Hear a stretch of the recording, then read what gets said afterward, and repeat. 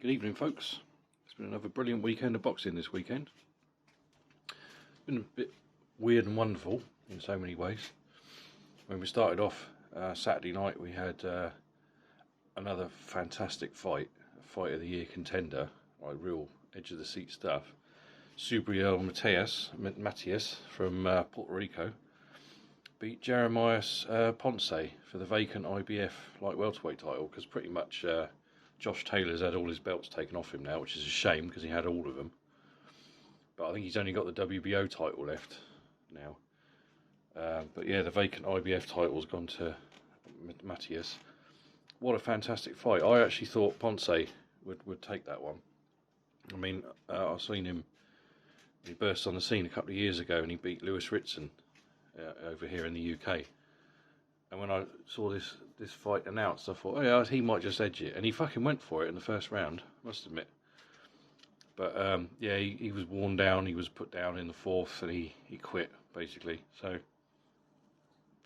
another fantastic fight. I think Puerto Rico is crying out for another superstar. I mean, obviously over the years they've had Wilfredo Gomez, the fantastic, excuse me, Felix Trinidad, Miguel Cotto, and since Cotto kind of retired, they've been kind of crying out for a big superstar over there, and this guy might be it. Watch this space, see what happens, really. But on the subject of Josh Taylor, I think it's a shame, really. I mean, he hasn't fought for over a year now, since the controversial victory over Jack Catterall. And I think he's damaging his legacy, really, because he's a fantastic fighter. I've got a lot of time for Josh Taylor. He's very skilled. He's probably one of the best fighters to come out of the UK in recent years, but for skill-wise. Unified the light welterweight division, or super lightweight, whatever you want to call the division. I call it light welterweight. It was always light welterweight to me, so that's why I call it. And I think I feel like he's damaging his legacy, really. I know he's got, I think it's penciled in, really, a fight with Teofimo Lopez, which will be a good one. If he can win that one, he'll be back on the map again. So, yeah, that was a fantastic fight. I was kind of amused in a kind of sad sort of way about the Floyd Mayweather exhibition fight over here in the UK the other day. I mean, the O2 Arena was half empty. Okay, he got paid mega bucks for it. I mean, I don't really understand the fascination with these exhibition fights. To me, they're pointless. They mean nothing. They're glorified sparring sessions, in my opinion. If you want to watch it, that's up to you. I don't blame these people who do them, like Pacquiao did one in recent months. Mayweather's been doing them for a little while. Holyfield did one last year, which went disastrously. And obviously Tyson and Roy Jones Jr. had that exhibition a couple of years ago. And again, I didn't watch them. I wasn't really interested. It doesn't interest me. I like professional boxing. But I don't blame these guys. They're getting paid mega bucks for doing it. So I don't have a problem with them doing it. I don't have a problem with people watching it. Just bear in mind, it is what it is. It's a exhibition. It's a glorified sparring session. But I didn't watch it. I certainly wouldn't have paid for it, the Mayweather one. But I did. I've seen a few clips online of him, doing his James Brown dance moves and things like that. So yeah, it was a bit sad to watch, really, but it is what it is. I don't know. If he couldn't sell out the O2, I think his appeal's waning a little bit. I mean, he's never been that popular. He's quite boring, to the general casual. I hate that word casual, but that's the term people use. He is quite boring to some. I mean, to the purists, he's wonderful. He's wonderful to watch. He's skillful. But, people aren't really taking the bait anymore, I don't think. And plus, it wasn't really promoted very well. I mean, I actually forgot it was happening until it happened. So, but he still got paid, so fair enough. And then, of course, over to Saudi Arabia. Again, I didn't pay for it. I wouldn't pay for it, but I found another way to watch. I'll get the fight I was excited about out of the way first.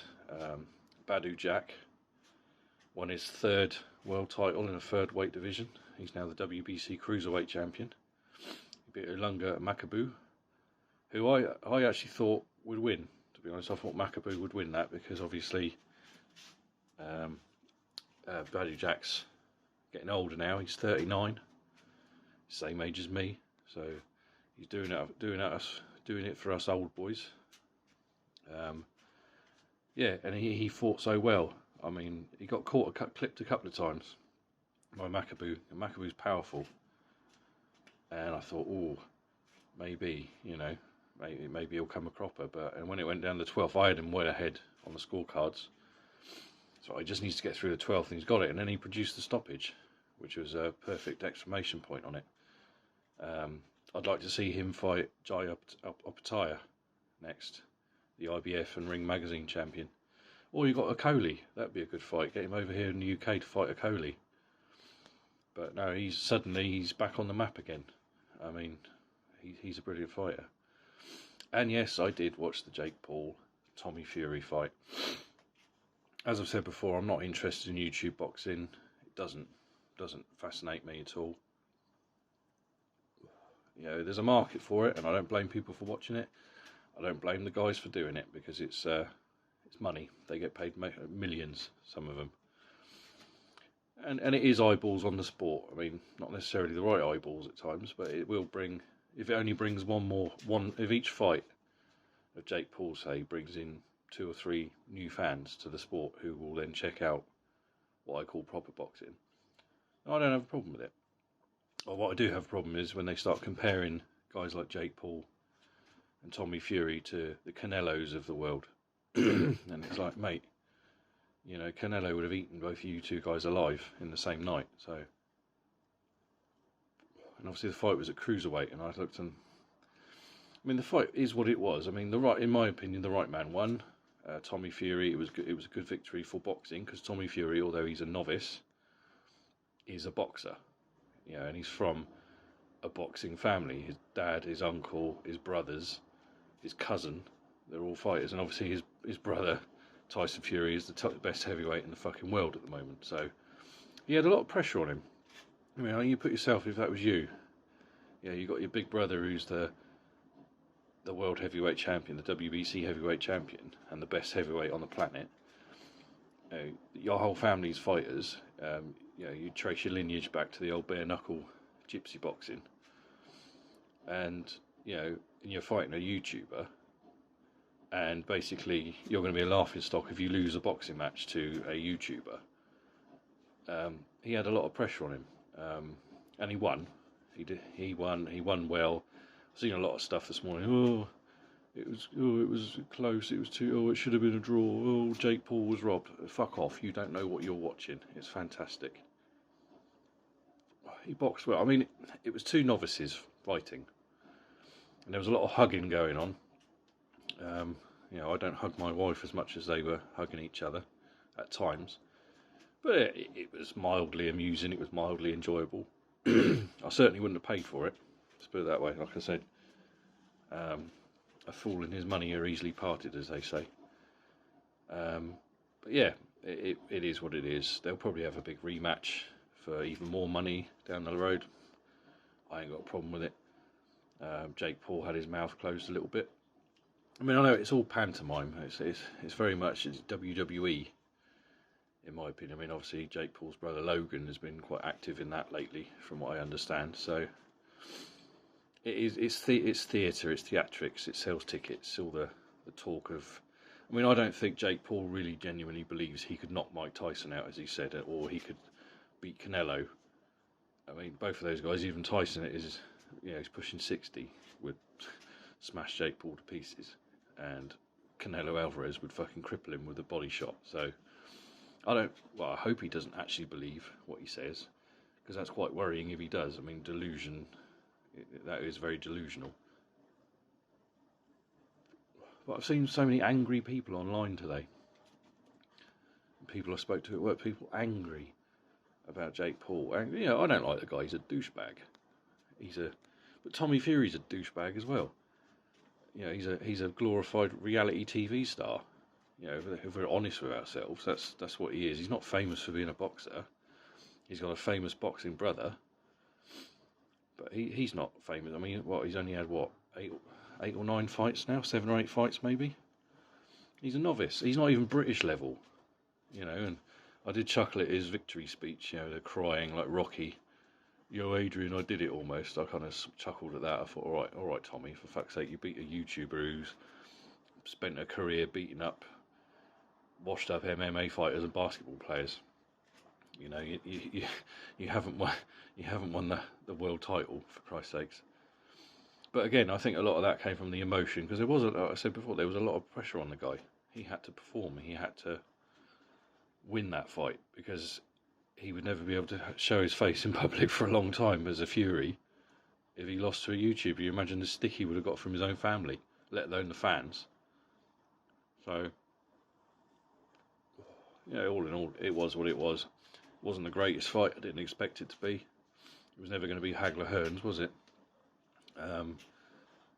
You know, there's a lot of flaws in both of them. Tommy Fury won it with his jab, basically. So, yeah, it was what it was. I didn't hate it. I didn't particularly like it. I didn't particularly love it. It happened. My wife's great niece, I think she's 10 now. She was excited to see it, and she watched the boxing. We went up to visit my wife's family recently, and we were talking about. She was asking me about boxing. She started following me on my Instagram page, Hooks and Crosses, and she was asking me lots of questions about boxing. She's interested in boxing, and all my historic posts I do every day on Instagram. She likes them. She asks me questions. She DMs me asking me questions about the guys and the girls. She's taken an interest in Katie Taylor and Natasha Jonas and Chantel Cameron. So, what more could you want? And again, that's a new fan brought into it. New eyes on it.